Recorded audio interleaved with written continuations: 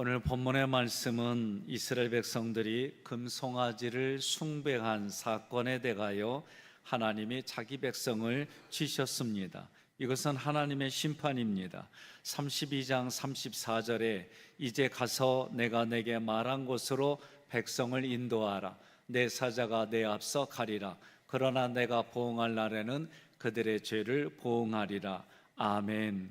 이런 말씀을 하시면서 하나님께서는 이스라엘 백성들과 함께 가지 않겠다고 하십니다. 이유가 뭐냐? 이스라엘 백성의 목이 곧은 백성이라는 거예요. 목이 곧다라는 이 단어를 찾아보면 자기 고집이 세다라고 얘기를 하는 거예요. 내가 길에서 너희를 진멸할까 염려함이니라. 이 말을 들은 백성들이 슬퍼하며 몸에 단장을 하지 아니했다 그랬어요. 몸에 단장을 하지 않은 이유는 뭐냐? 하나님께서 모세에게 이르시되 백성들에게 몸에서 장신구를 떼어내라 하셨기 때문에 그래요. 장신구에는 각종 신상들이 새겨져 있습니다. 그래서 장신구로 몸에 단장을 한다는 것은 그 당시에 우상 숭배를 의미합니다. 하나님은 약속을 하시면 약속을 변개하지 않으십니다. 이스라엘 백성들이 우상 숭배했음에도 불구하고 이스라엘 백성에 대해서 하나님은 약속을 변개하지 않으셨어요. 죄에 대하여 심판을 말씀하셨어도 이스라엘 백성들은 여전히 자신이 택한 백성이요 하나님의 약속을 받은 언약의 백성이라고 여겨주신 거예요. 오늘 우리 자녀들이 잘못하면 내 자녀가 아니다 그렇게 하지 않잖아요. 징계한다는 얘기는 그 잘못한 것에 대해서 얘기해주고 또 그 잘못한 것에 대한 대가를 치르게 하고 바른 길을 가게 하려고 하는 부모의 마음과 같아요. 출애굽기 32장 34절의 말씀처럼 내 사자가 내 앞서 가리라 그랬어요. 죄를 범한 이스라엘에게 약속하신 대로 가나안 땅으로 인도하실 때 하나님은 자신의 사자를 앞서서 인도하시겠다고 말씀하십니다.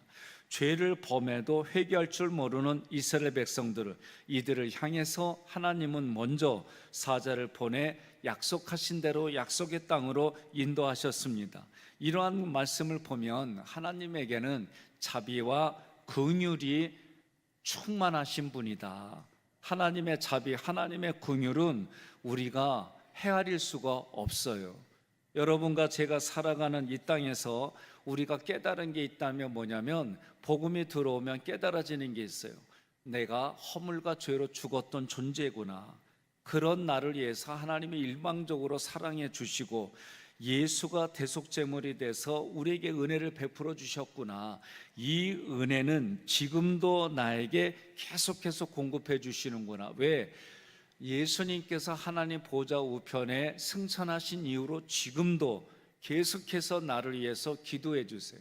그게 보혜사예요. 그래서 성령님도 보혜사예요. 내 안에서 말할 수 없는 탄식으로 나를 위해 기도하고 계세요. 나에게 계속해서 은혜를 베풀어 주시고 있다. 이거 하나만 인정해도 여러분과 제가 살아가는 삶의 자리에 힘을 얻는 줄 믿으시기를 바랍니다. 내게 영생을 약속하셨습니다. 내가 의롭다라고 칭함을 받은 이후에 영원한 생명을 소유한 자로 이 땅을 살아갈 수 있도록 은혜를 베풀어 주시는 거예요. 오늘 함께 봉독했던 33장 3절에 젖과 꿀이 흐르는 땅에 함께 가지 않는 이유가 뭐냐? 목이 곧은 백성인즉 내가 길에서 너희를 진멸할까 염려한다 그랬어요. 목이 곧다라는 이 단어는 완고하다, 고집이 세다라는 뜻이에요. 여러분, 그래서 이스라엘 백성은 멍에를 맬 때 우리나라는 멍에가 하나예요. 시골에서 사신 분들 보면 소를 주인이 마음대로 끌어가게 해서 이 목하고 어깨 사이에 멍에를 하나예요. 그런데 이스라엘 백성은 이 소를 멍에를 지을 때 두 개예요. 그래서 하나는 아주 숙련된 소, 하나는 지멋대로인 소. 그래서 그 둘을 같이 놔요. 그런데 숙련된 소가 지멋대로인 소를 끌고 가요. 그러다 보면 지멋대로인 소도 어떻게 해요? 끌려가서 나중에는 거기에 익숙해지는 거예요. 우리 인생이 이와 같아요. 나는 내가 보기에 좋은 대로 사는 사람이에요. 그런데 보이지 않는 성령님이 멍에를 메고 나를 그렇게 끌어가는 줄 믿으셔야 돼요. 그래서 복음이 들어오면 자기 자신이 허물과제로 죽었어요. 로마서로 표현하면 연약해요, 죄인이에요, 원수로 살았어요. 그런데도 불구하고 하나님이 나를 사랑해 주셨고, 오늘 이 새벽에 여러분이 우리의 몸은요, 내 의지와 상관없이는 아니에요. 내 의지와 함께 내 몸은 하나님이 기뻐하는 자리, 예배하는 자리, 하나님이 기뻐하는 자리, 찬송하는 자리, 하나님이 기뻐하는 자리, 기도하는 자리, 여기에 우리의 몸은 익숙해져야 돼요. 거기에 더욱더 내 마음도 하나님을 향해서 마음과 뜻과 정성을 다하여 하나님을 사랑하는 마음을 드려야 돼요. 제가 오늘은 좀 제가 일찍 왔습니다. 왜냐하면 잠이 안 와. 그래가지고 좀 일찍 왔어요. 일찍 와서 주일에 준비할 설교도 준비하고, 그러면서 오는데 우리 백권사님하고 또 한 분이 뒷모습이 보여요. 이렇게 4시간 안 됐는데 이때 벌써 오신단 말이에요. 오시는데 제가 이런 생각을 해봤어요. 잠깐 우리가 이 한 달 동안, 이번엔 3주죠. 3주 동안 이 일을 할 때 여러분들 마음속에 이런 생각을 가질까? 저는 이런 생각이 있어요. 하루하루 지날 때마다 내 몸 안에, 내 생각 안에 나도 모르게 가지고 있던 더러운 생각들이 회개의 날을 통해 이렇게 씻겨져 나가는 거예요. 이거 나만 그런 생각하는 거예요? 예? 여러분 요새 땀 많이 흘리죠? 그죠? 밖에 얼마나 더워요. 예. 낮에만 더운 게 아니라 저녁도 더워요. 예. 새벽에 교회 오시면 시원해요. 예. 교회 오시면 시원해요. 휴가를 8월로 가시는 분들은 어떻게 휴가를 보낼까 그랬더니 다 에어컨 밑에 있대요. 바다도 산도 너무 더워가지고 다들. 그래서 전화하는데 에어컨 밑에 있다길래 나한테 물어요. 당신 어디 있냐? 난 에어컨 밑에 없어. 그럼 어디 있냐? 에어컨 옆에 있어. 그랬죠. 한번 웃자고 한 얘기죠. 그래서 저는 하루하루 지날 때마다 18 동안 내 마음을 18등분해 가지고 내가 알지도 못하는 거 우리 교인들이 같이 중보기도해 주면서 내가 기도하지 못했는데 중보기도를 당함으로 그쪽에 있는 모든 더러운 게 씻겨나가지. 저 나름대로 이렇게 생각하는 거예요.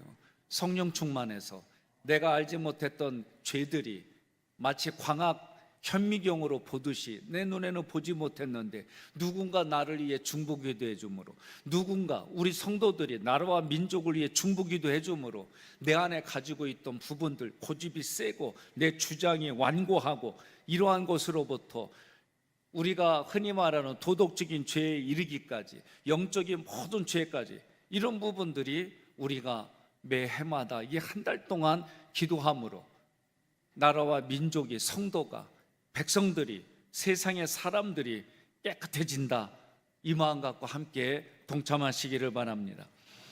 그 고집으로 인해서 그가 가는 길에 하나님이 진멸할까 염려한다 그랬어요. 이 염려는 아니라는 뜻이에요. 경계한다는 의미예요. 하나님께서 이스라엘에 대한 진노를 말씀하기보다는 그들이 회개하기를 원한다는 뜻입니다. 왜냐하면 하나님이 진노하시면 완전한 멸절이기 때문에 그래요. 하나님께서 이스라엘 백성의 회개를 요청한 것은 그들이 하나님의 백성으로서 영원한 생명과 복을 누리기를 원하시기 때문입니다. 하나님이 너희와 함께 올라가지 아니하리니, 이 구절은 하나님께서 이스라엘 백성들과 함께 애굽에서 구원해 주시고 광야의 여정 속에서 함께 해 주셨어요. 하나님의 어떤 일을 하셨는지 이스라엘 백성들이 너무나도 잘 알아요. 그런데 그 하나님이 함께하지 않는다? 그러면 그들에게 뭐예요? 두려운 말씀이에요. 전지전능하신 하나님이 함께해 주지 않는다? 두려운 마음이에요. 그런데 이 말씀의 더 깊은 의미는 뭐냐? 하나님은 자기 자신을 찾고 구하고 두드리면 얻게 해주시고 찾게 해주시고 열리게 해주신다, 그 은혜를 주시겠다는 거예요. 하나님이 함께하지 않으면 어떻게 해요? 하나님 함께 해달라고 하나님을 찾아야죠. 하나님 앞에 두드려야죠. 하나님께 열어달라고 외쳐야죠. 그러면 주님은 자기를 찾는 자들을 하나님이 찾게 해주세요. 이게 하나님의 약속이에요. 우리의 완악함과 죄악의 결과는 죽음과 멸망입니다. 그래서 지금도 죄인인 나에게 구원과 생명으로 인도하시는 하나님의 은혜와 사랑에 응답하여 이 새벽에 온 줄로 믿습니다. 우리는 이 시간 동안 죄에서 회개합시다. 하나님의 부르심에 응답하는 성도들이 되기를 소망합니다. 하나님께서 이스라엘 백성들에게 너희는 목이 곧은 백성이라 이 길에서 너희를 진멸할까 염려함이라고 말씀하시니 이스라엘 백성들이 준엄한 말씀에 슬퍼해요. 이 준엄하다라는 단어는 나쁘다, 악한 그런 뜻이에요. 무슨 얘기냐? 이스라엘 백성들이 목이 곧아가지고 그 걸어가는 길은 하나님과의 관계가 나빠졌다는 거예요. 그러니 이 구절은 하나님께서 이스라엘과 관계를 끊겠다는 뜻입니다. 이에 백성들이 자기 몸을 단장합니다. 단장하려고 했던 그 생각들을 버렸어요. 단장하지 않아요.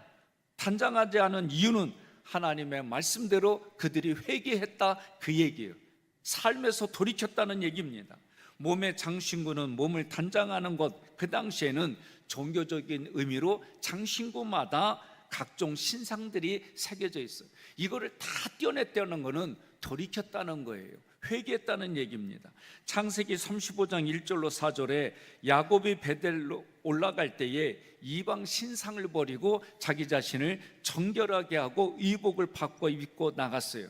지금 이스라엘 백성들은 애굽에서 생활할 때 보고 배운 대로 행동했던 거예요. 그러나 출애굽기 33장 6절에 이스라엘 자손이 호렙산에서부터 그들의 장신구를 떼어내니라. 아멘. 이 떼어낸다는 얘기는 벗겼다는 얘기예요. 자신이 가지고 있는 가치, 자신이 가지고 있는 의미 부여했던 것을 다 내려놓고 아무것도 아닌 것으로 여겼다는 얘기입니다. 우리가 회개할 것은 사도 바울처럼 내가 세상에서 가지고 있는 가치 체계, 내 신념, 내가 그걸 붙들고 살아가는 모든 것들을 배설물로 여기고 아무것도 아닌 것으로 여기고 버려야 되는 줄로 믿습니다. 자신의 힘으로 할 수가 없습니다. 성령의 도움을 받아야 돼요. 저는 왜 하나님이 바로의 마음을 완고하게 했을까? 저의 삶도 뒤돌아보는 거예요. 저는 저에게도 완벽주의가 있어요. 완벽주의 사고는 옳고 그름의 두 가지 가치밖에 못 가져요. 그런데 제가 두 가지 가치의 옳고 그름이 저에게는 신념이었어요.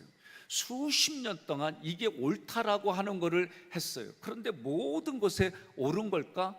그건 아니에요. 뒤돌아봤더니 그 당시에는 이게 옳았어요.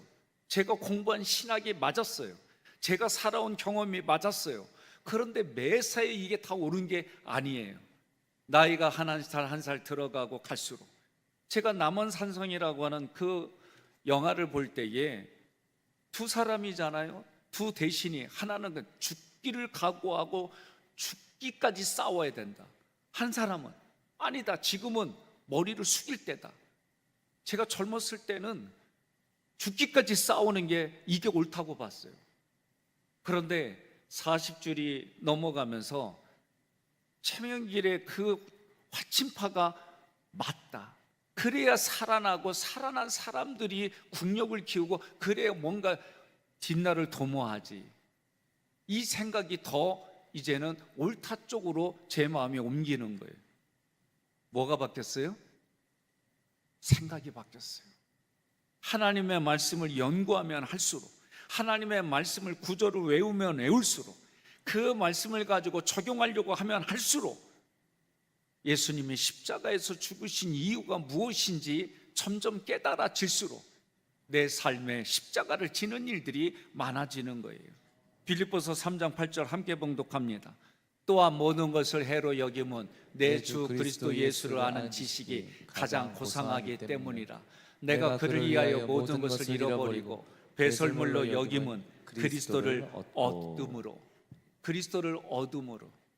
예수님이 내 안에 십자가 보혈, 하나님의 능력으로 그가 죽은 자 가운데서 살아나신 부활의 그 예수님이 승천하심으로 보혜사 성령님을 보내주셨다는 말씀이 내 마음 안에서 깨달아지면 깨달아질수록 살아가는 삶의 자리 속에 우리가 더 죄의 종로로 타다가 자유인으로 살아가고, 죄인이 의인으로 살아가고, 연약하고 미천한 자가 존귀한 자로 살아가는 신앙의 길이 여러분과 저의 길인 줄로 믿습니다. 임마누엘이신 예수님, 그 안에 구원과 생명이 넘칩니다. 오직 주님과 함께하는 삶을 원한다면 내 안에 더러운 모든 것을 회개하고, 또 그 가치와 생각이 더럽다라는 것을 갖지 못하고 그 생각 붙들고 살아가는 사람을 위해 중보기도 할 때, 너와 내가, 우리의 살아가는 삶의 환경이 하나님의 나라가 확장되고 통치되어지는 그날이 되는 줄로 믿습니다.